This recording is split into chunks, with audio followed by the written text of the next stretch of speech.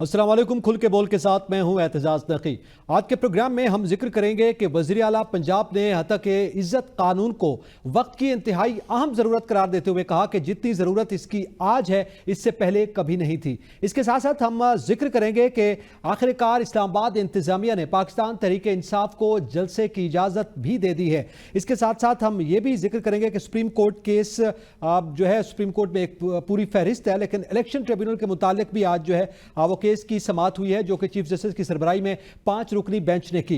Panelist में हमारे साथ मौजूद हैं जावेद शहजाद, वसीम मलिक, परवेज सदेला, सलमान अनीस और उमर दराज गोंदल। मैं अपने तमाम पैनलिस्ट को वेलकम करता हूं और सबसे पहले जावेद शहजाद आपसे जानना चाहता हूं, वज़ीर आला पंजाब का वो बयान यकीनन आपने भी सुना और देखा है कि वो कहती हैं कि हतक इज्जत के कानून की जितनी आज ज़रूरत है इससे पहले कभी नहीं थी। आप क्या समझते हैं कि इस वक्त इस कदर इनके खिलाफ आवाज़ें बढ़ चुकी हैं कि उनको इस कानून की ज़रूरत जो है वो बहुत ही ज़्यादा महसूस हो रही है? देखें, फर्स्ट ऑफ ऑल तो मैं आपको ये बताऊं कि इस कानून की जितनी ज़रूरत थी ये उतनी ज़रूरत नहीं थी जितना इन्होंने बढ़ा चढ़ा के इस अपनी ज़रूरत के मुताबिक ये करें। ये मीडिया के ऊपर दरअसल ये पाबंदी लगाने की कोशिश है और मीडिया को दबाने की ये कोशिश है।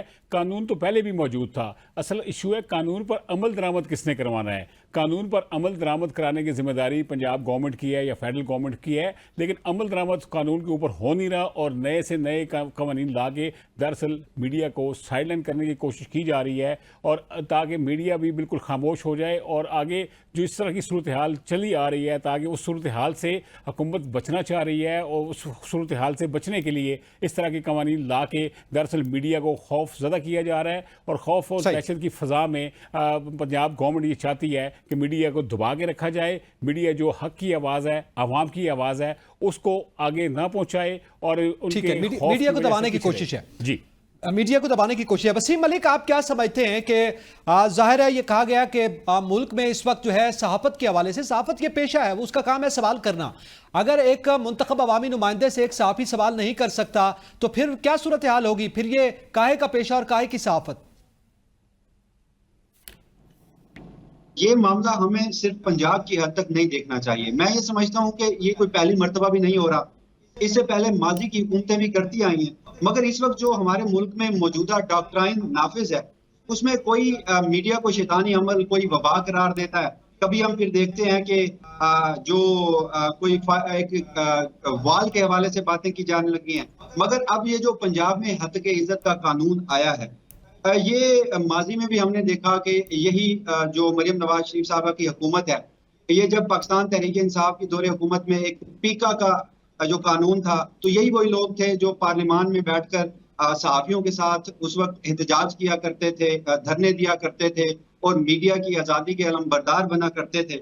मगर जब फिर अपनी हुकूमत आई और इस हुकूमत को जिस तरह अब बिठाया गया और फिर चलाया गया, तो मैं ये समझता हूँ कि बिल्कुल वो दुरुस्त कह रही है, वक्त की जरूरत तो है, मगर फिर ये मुल्क पाकिस्तान है, आप भी जानते हैं, साइकिल ने फिर रिवर्स होना है और फिर यही लोगों ने और इन्होंने आकर बताना है कि उस वक्त वो मजबूर थे, फिर इन्हें मीडिया की जरूरत भी पड़ेगी, फिर ये आएंगे भी सही और ये फिर माफिया भी मांगेंगे, फिर सूरत हाल रिवर्स हो जाएगी।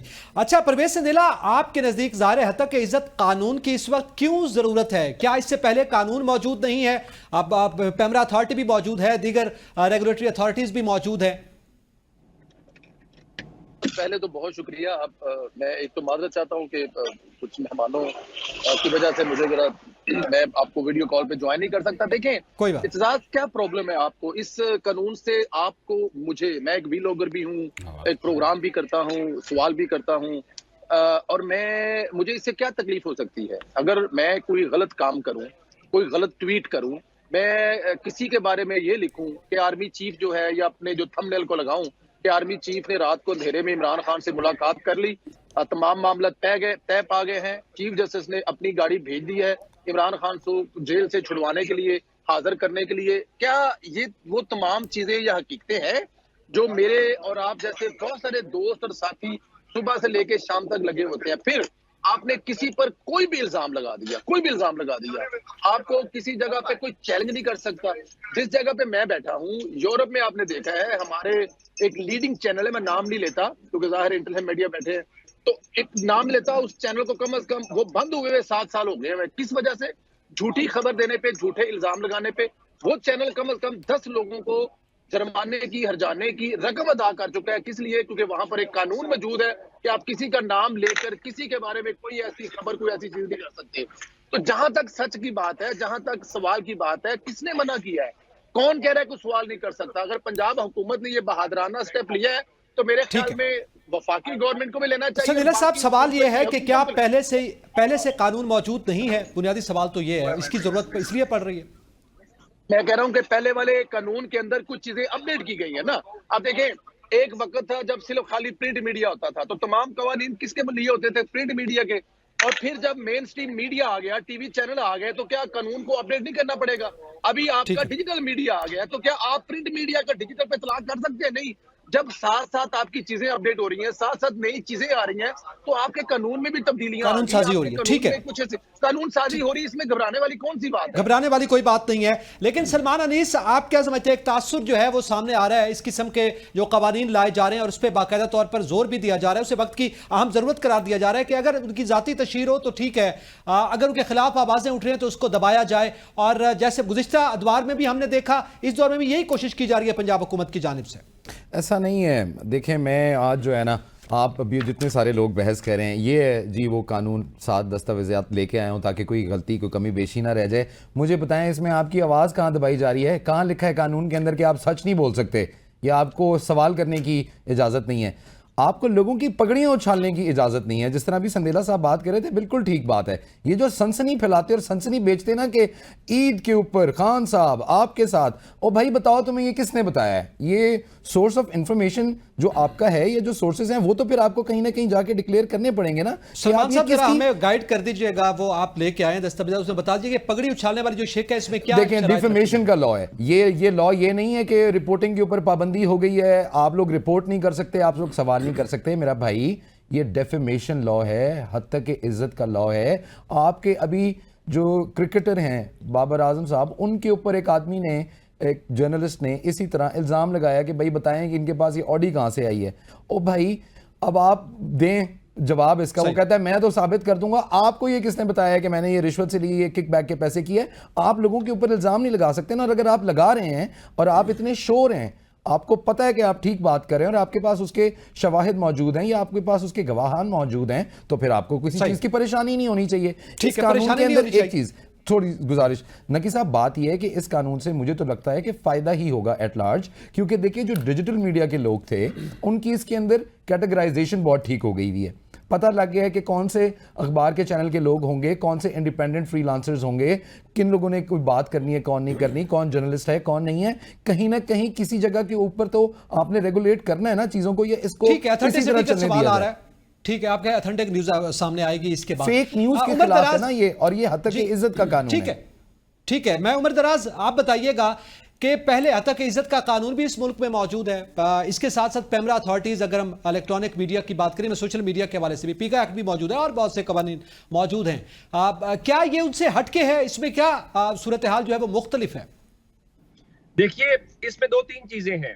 नंबर 1, आप अगर पीपीसी देखें तो 499 उसकी जो दफा है वो लगती है, और उसके अलावा आप जानते हैं कि डेफेमेशन ऑर्डिनेंस 2002 मौजूद है, उसको भी छोड़ देते हैं। उसके अलावा पीका ऑर्डिनेंस मौजूद है।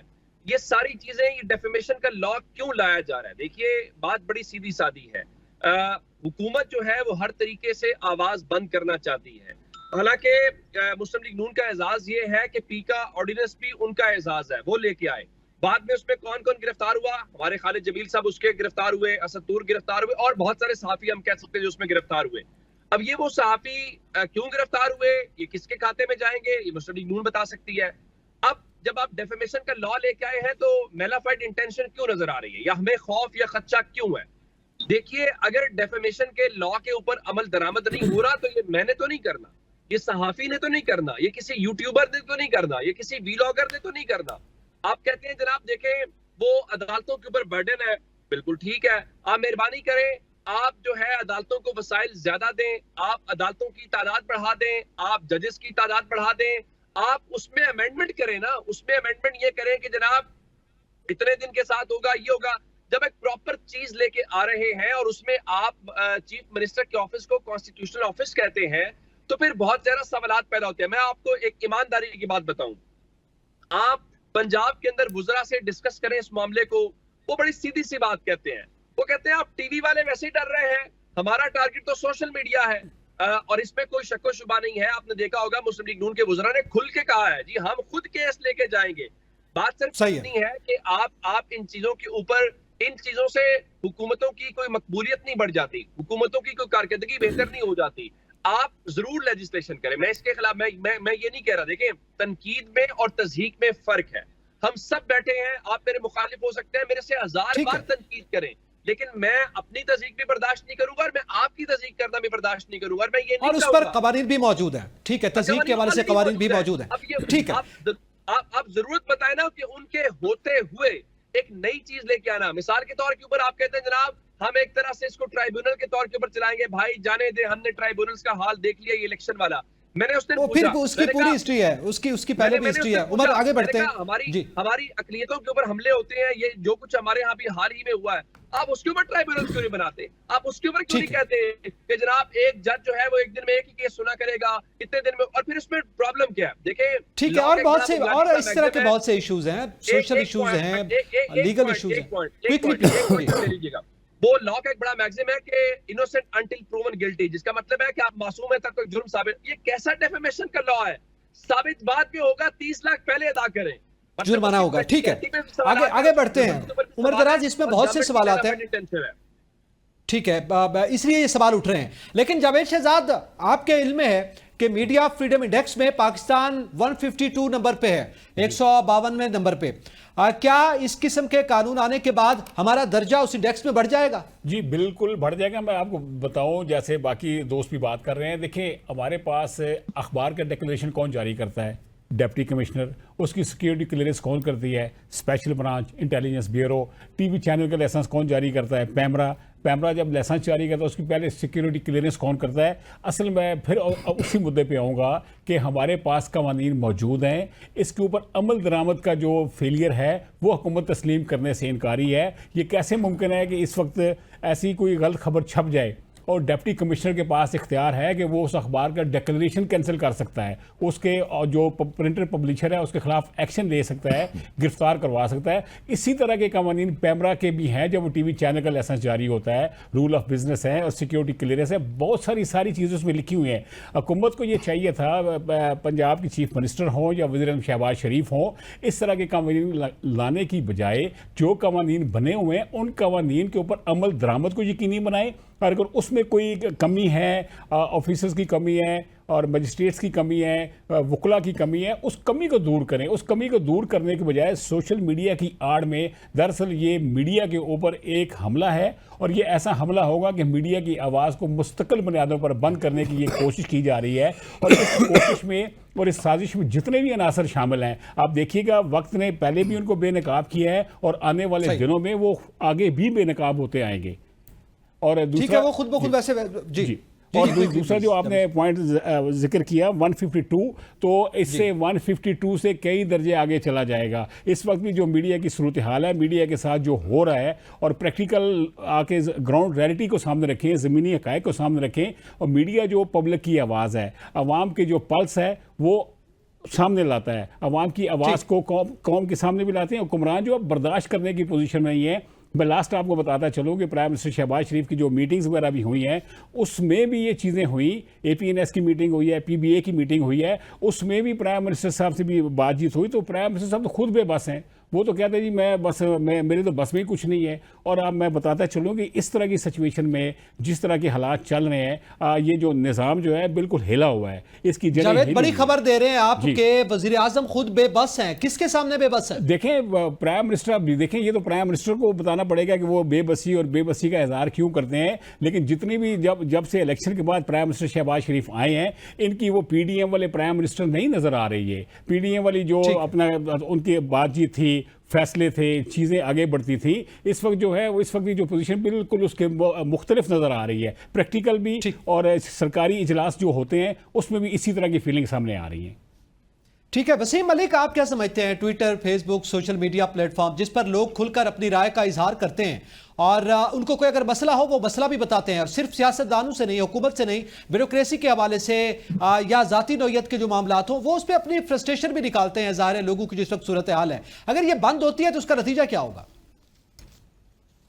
देखिए, अब हम जिस हद तक इज्जत के कानून की बात कर रहे हैं, इसमें बुनियादी तौर पर तो दो बड़ी बातें हैं। एक फेक न्यूज के हवाले से है और दूसरा डेफेमेशन के हवाले से कानून साजी जो है वो की गई है। मगर इस वक्त पंजाब में मरियम नवाज शरीफ साहिबा जो है वो चीफ मिनिस्टर के तौर पर किरदार अदा कर रही है। आप जरा सिंपल, आपने एक्स अकाउंट की बात की है, आप जरा एक्स अकाउंट उनका खोलिए और माजी की उनकी ट्वीट्स तो देखिए। अगर जिस रोज ये हद तक इज्जत का कानून जो है वो बिल्कुल अपने उस कॉन्टेक्स्ट में नाफिज उल अमल हो गया, तो यकीन जानिए कि इसका जो सबसे बड़ा निशाना है वो खुद बनती रहेंगी कि वो एक मखसूस सियासी जमात के हवाले से क्या कुछ नहीं कहती रही। मैं ज्यादा दूर नहीं जाता, ये अभी ईद कुर्बां गुजरी है और इस हवाले से पेशावर में आलाइशों के मुतालिक एक फैब्रिकेटेड एक ऐसी तस्वीर जो कि फोटोशॉप थी वो लगाई गई थी और मरियम नवाज शरीफ साहिबा की जानिब से उसे को ट्वीट किया गया और उसके बाद जब ये पता चला कि ये जो तस्वीर है वो झूठी है तो फिर वो डिलीट भी करना पड़ी। तो अगेन मैं वही कह रहा हूं कि जब कोई हुकूमत में होता है तो उस वक्त इख्तियारात का ऐसा नाजायज इस्तेमाल किया जाता है कि जुबानबंदी की जाती है और अपने ऊपर उठने वाली हर तनकीदी आवाज को बंद करने की कोशिश की जाती है। मगर जब दोबारा ये लोग अपोजिशन में आते हैं तो फिर ये अपनी मजबूरियां गिनवा रहे होते हैं। तो इस वक्त आप सिर्फ पंजाब को ना देखिए बल्कि इसे ग्रेटर पर्सपेक्टिव में हमारे पूरे पाकिस्तान का यही अलमिया है। आप किसी आईनी ओहदे पर बैठी किसी भी बड़ी शख्सियत का नाम ले लीजिए, तो जो सबसे बड़ा मसला उन्हें मीडिया से होगा या फिर सोशल मीडिया से होगा।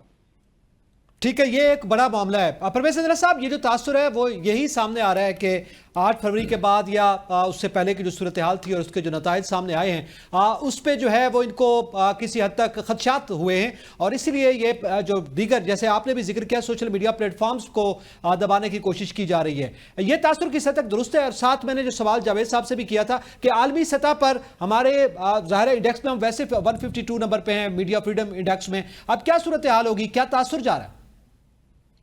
पहली बात तो यह कि दो चीजें, इससे जो अभी मेरे भाई ने बात की और इससे पहले जो बात की, इससे पहले वाले भाई ने बात ये की कि वजीर आज़म शहबाज शरीफ साहब बेबस है।